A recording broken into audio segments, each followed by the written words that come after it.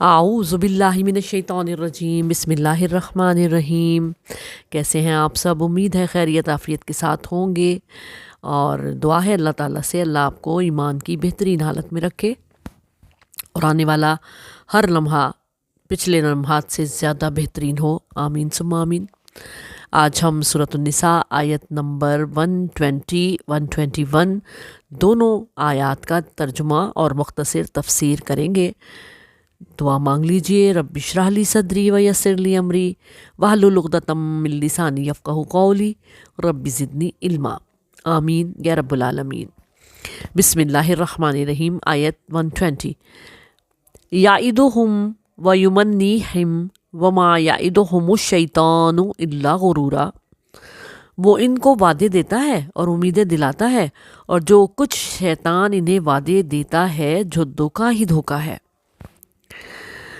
شیطان کے دھوکے کی بات ہو رہی ہے کہ شیطان ان لوگوں کو جو کہ اس کے آلۂ کار بن جاتے ہیں، اس کے شکنجے میں آ جاتے ہیں، ان کو دھوکے میں ڈالتا ہے، اس کے دلوں میں آرزویں پیدا کرتا ہے، غلط راہ پر انسانوں کو ڈال کر اس راہ کو سجا سنوار دیتا ہے، اس کی لذت میں گم کر دیتا ہے، اور اسے لگتا ہے کہ اس نے نفع مند اور صحیح راستہ منتخب کیا ہے، جبکہ وہ اس کے لیے انتہائی مضر اور تکلیف دہ ہوتا ہے۔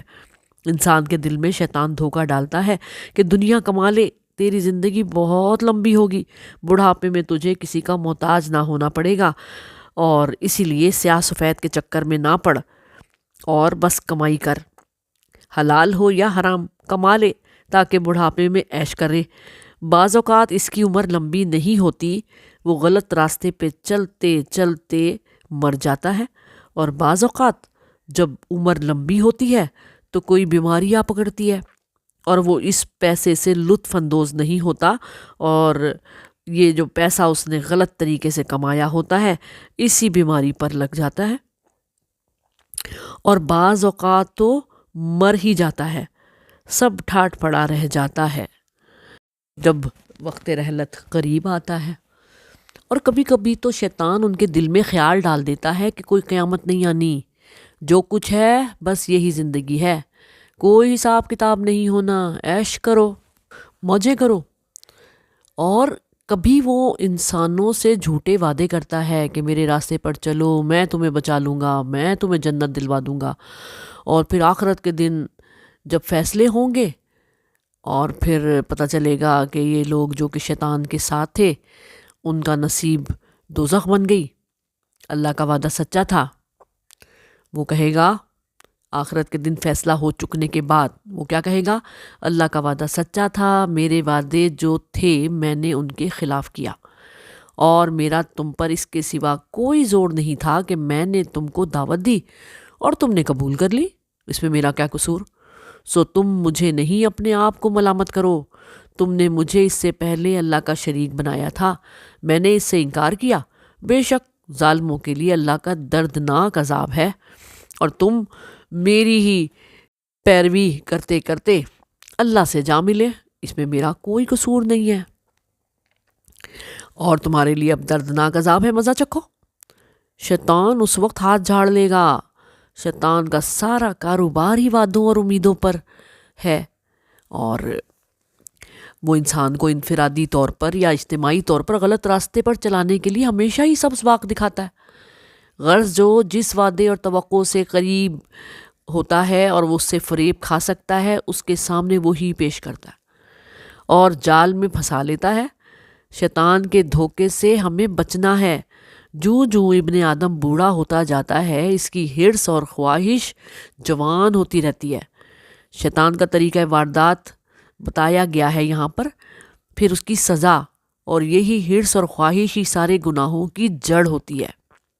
اگلی آیت نمبر 121، اس میں اللہ فرما رہا ہے اولئک مأواہم جہنم ولا یجدون عنہا محیصا۔